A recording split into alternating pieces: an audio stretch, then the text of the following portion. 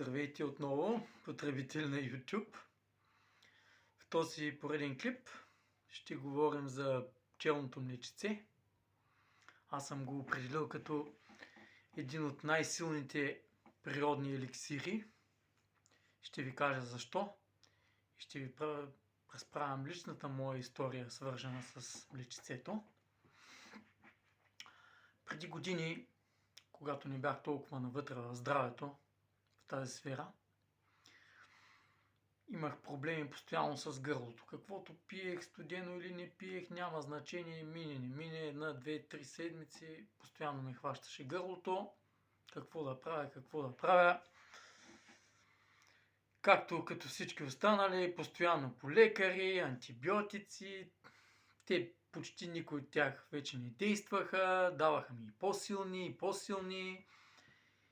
И в един момент аз се чудих вече какво да правя. Поредния път, в който ми се случи това, имах гнойна ангина, отивам на лекарката личната и тя като на всички останали, здрасти, гнойна ангина, типичното антибиотик. Гениално. И 10 дена на 1000 мг. В края на курса станах много по-зле, отколкото бях първия ден. А даже и ми вземаха секрет да видят кой антибиотик евентуално вече ще ми действа. И какво да правя? Аз между другото не спирах тогава да тренирам въпреки всичко. Отидох си в залата, в която тренирах за в момента. Видях един познат. Той е на около 50 и няколко години. Мъжага, с самочувствие, с настроение, с всичко. И казах му аз за какви проблеми имам и той ми каза: ти защо до сега не си дошъл при мен да ми го кажеш това нещо? Ами аз от години употребявам пчелно млечице. Това е един от най-силните природни еликсири. Дава потентност при мъжете, енергия, сила. Това всичко от природата. И аз поначало гледах така малко скептично, но впоследствие се замислих и така след някой друг ден, така семенцето ми се, понеже бе си посято в мозъка и започнах да се замислям. Не си оправям, повече си казах, че няма да стъпя на лекар. Какво да правя? Поразучих малко, отидох при един местен пчелар, той на около 80 години, пет строен мъж, енергичен, въобще не му ги даваш тия години. Пълен с книги, с информация и казах му какво са ми казали, какъв ми е проблема и той го потвърди също, че това нещо наистина действа. Взе си го аз, то се употребява, слага се под езика, на гладно действа най-добре, дозата е колкото половин семка. Слага се под езика, не трябва да има допир с метал, с пластмаса, само с естествени. Примерно с нещо, с клечка за зъби, вкарва се под езика и се оставя да се абсорбира от жлезите под езика.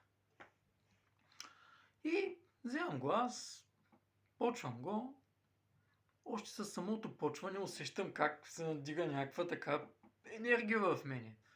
Викам да не би да си въобразявам нещо или какво е това чудо. Аз ли нещо не съм както трябва, не съм толкова бързо да действа на така точица така от дозата.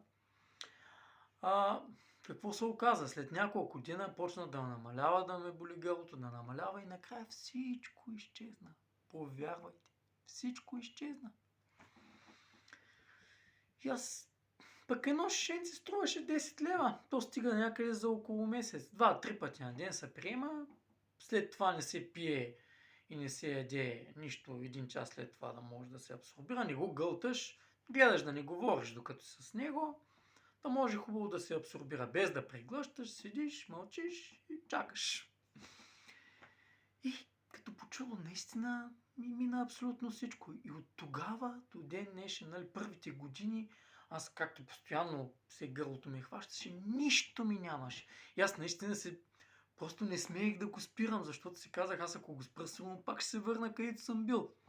Но то се оказа, че излишни страхове Мисля, той вече организъм е заздравял, аз си промених и много начини в храненето, в вижданията за живота и просто се заякнах наистина здравословно и в последствие вече един път годишно съм си правил курсове, просто е така профилактично, когато се сетя, така за обща тонизация, за някакви нови елементи да внеса в организма си, защото той наистина е пълен с всякакви аминокиселини, витамини, минерали, абсолютно всичко. Абсолютно всичко.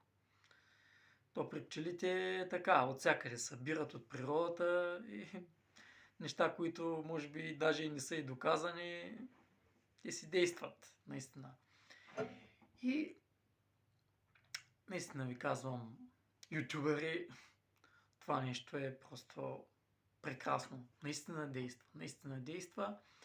Но интересно ми е, че както съм давал съвети на някои хора през годините, така като сме се виждали, и питат ме там, нали, аз като им кажа за пчелното млечце и те казват, да, ще го пробваме, ще отидем. Някои само така си чешат езиците, приказват, но в последствие, които са отишли, очакват чудеса, нали, и какво имам предвид? Те пушат, пият, ядат всякаква безразборна, некачествена храна, злословят за всички, вътрешно са някакви тъмни души, както се казва, и какво очакват да се случи. И след един-два дена, нали, идват при мен и казват, ама то това не действа. Приятелю, ти преди да си промениш начина на живот и мисленето, как да стане това нещо? Няма как да стане. И затова много са ми чудни понякога хората. Очакват чудеса и толкова не дадат от себе си да погледнат и да се променят стария начин на живот. Няма чудодейни неща. Няма чудодейни, като следваш правилата както трябва, дадени от хората, които са минали по този път, ще имаш прекрасни резултати. Ако не, върви си по пътя, щупи си няколко пъти главата и така ще стигнеш до изводите. Така, наистина, пчелното млечце е прекрасен продукт. Наистина действа. Наистина действа. За абсолютно всичко. Аз дори някой път през годините, преди време, защото сега вече наистина съм много дълбоко навлязал в здравето, дори съм го изключил. Той е част от мен. В смисъл, изобщо не мисля за него. Дори като съм го приемал, примерно ми е бил много запушен носа. На момента всичко е така шуп. Все едно се отпушва, отваря. Като чудо. Наистина е чудо. И даже знам и като съм ходил от хората, пчеларите да го взимам, хора идват от чужбина, които са запознати, зареждат се с него. То е трайно, то е вечно, но става просто за да действа, за да не се разваля, трябва веднага да се сложи на студено в хладилник и на тъмно и да няма допир с метал. Само с естествени материали. Тоест дърво. Дърво, в случая аз ми е много удобно с клечка за зъби. Иначе те го предават в шишенца мънички или в пластмасови тубички. То за пластмасата може да има допир, но най-вече наистина за желязото. Влезе ли в допир с желязото, си губи свойствата. Наистина е така. И като се приема както трябва, просто няма 6-5, наистина действа. И така е. Така е, наистина. Пожелавам ви наистина да го пробвате и да се убедите в чудодейните му действия. Изцелява. Истина изцелява, но като има общ режим на хранене, на начин на мислене и така нататък. Надявам се, че съм ви бил полезен. Утре пак ще се видим с новото видео, с нова тема и лека вечер ви желая, да сте живи, здрави, щастливи и да вървите в правия път.